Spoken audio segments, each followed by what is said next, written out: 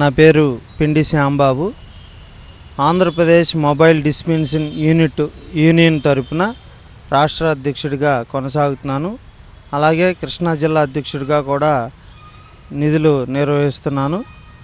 మరి గత ప్రభుత్వంలో వైఎస్ జగన్మోహన్ రెడ్డి గారు ప్రతి పేదవారికి నిత్యావసర సరుకులు ఇంటింటికి అందించాలన్న ఉద్దేశంతో ఎండియు ఆపరేటర్ల ఒక వ్యవస్థను తీసుకురావడం జరిగింది.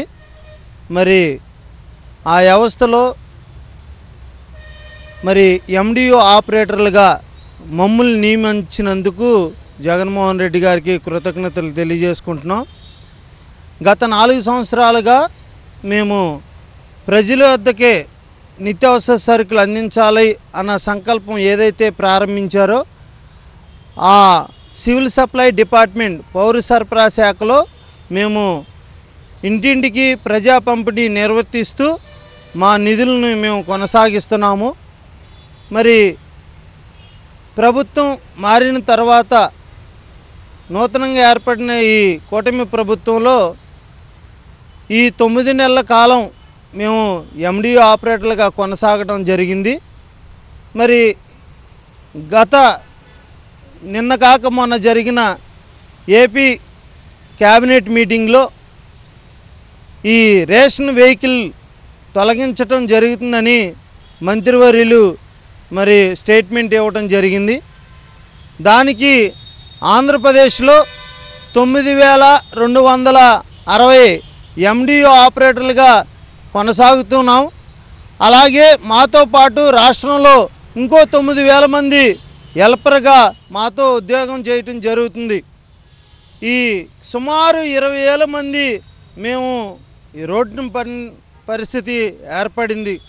ప్రభుత్వానికి మా ఎండియు ఆపరేటర్ల యూనియన్ తరపున విజ్ఞప్తి చేసేది ఒకటే, ఇంటింటికి రేషన్ బియ్యం అన్నీ మీరు రద్దు చేసి డిపోల ద్వారానే రేషన్ అందించాలన్న సంకల్పంతో మా వ్యవస్థను తొలగించడం జరిగింది. మరి ఈ ఇంటింటికి రేషన్ ఇచ్చే పద్ధతిలో లెగలేని వారికి, అలాగే మంచాల మీద ఉన్న వారికి, తుఫాన్ అనక లేదా కరోనా టైంలో మా ఎండియు ఆపరేటర్లు అందరూ కూడా ప్రాణాలను తెగించి మరి ఉద్యోగం చేసిన పరిస్థితులు. అలాంటి వారిని గుర్తించాల్సింది పోయి విజయవాడ వరద ప్రాంతాల్లో నిత్యావసర సరుకులు ప్రజలకి ఆహార పద్ధతులు అందించడానికి మరి విజయవాడ నడిబొడ్డిన ఎండియు వాహనాలని ఉపయోగించి అందరికి కూడా మేము పంపిణీ చేయడం జరిగింది.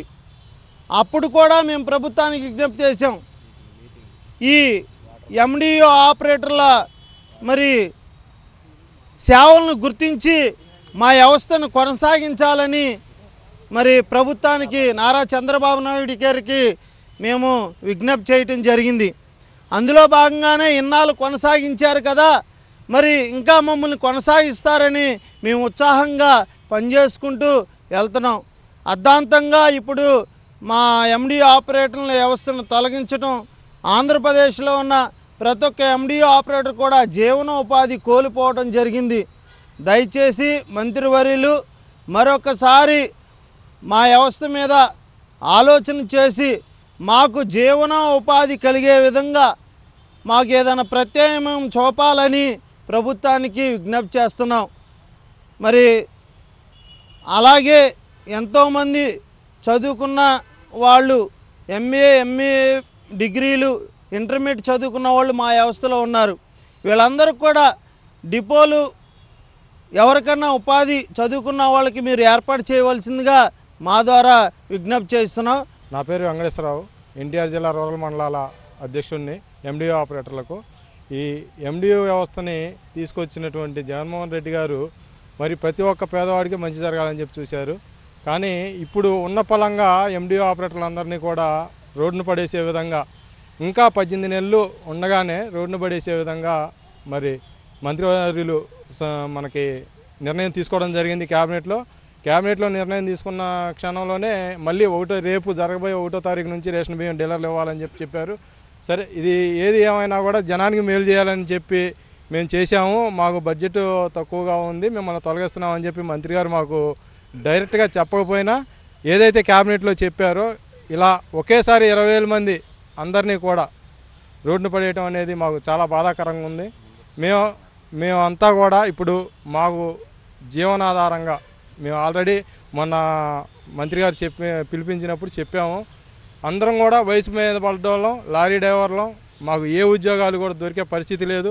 ఉన్న పలంగా రోడ్డున పడేశారు. మాకు దయ ఉంచి ఏదైనా మాకు గవర్నమెంట్లో కానీ ఏదో ఒక విధంగా మాకు జీవన భృతిని కల్పించవలసిందిగా మరి మంత్రి గారిని కోరుకుంటున్నాము. అలాగే ఈ ఎండిఓ ఆపరేటర్లకి రావాల్సిన బకాయిలు, ఈ ఎన్ఓసీలు త్వరగా పూర్తి చేసి మా ఎండిఓ ఆపరేటర్లందరూ ఆదుకోవాల్సిందిగా మంత్రి గారికి మరీ విన్నవించుకుంటున్నాను. జై ఎండియు. నా పేరు మడిపల్లి నరసింహరావు, గంపలగూడెం మండల అధ్యక్షుడిని. ఏదైతే ఈ గవర్నమెంట్ ఉన్నదో మొన్న మంత్రి గారు చెప్పినట్టు ఎస్సీ బీసీ మైనారిటీ వర్గాల లోన్స్ అన్నీ క్లియర్ చేసి ఈ మా వెహికల్స్ మాకు ఎన్ఓసీలు మొత్తం అప్పచెప్పే విధంగా త్వరగా చేయాలని, అలాగే మంత్రి గారు మొన్న మాట్లాడటం జరిగింది. అది ఏమనంటే ఏది బడ్జెట్ ఉన్నదే మీకు ఇవ్వలేకపోతున్నామని తప్పియడం జరిగింది.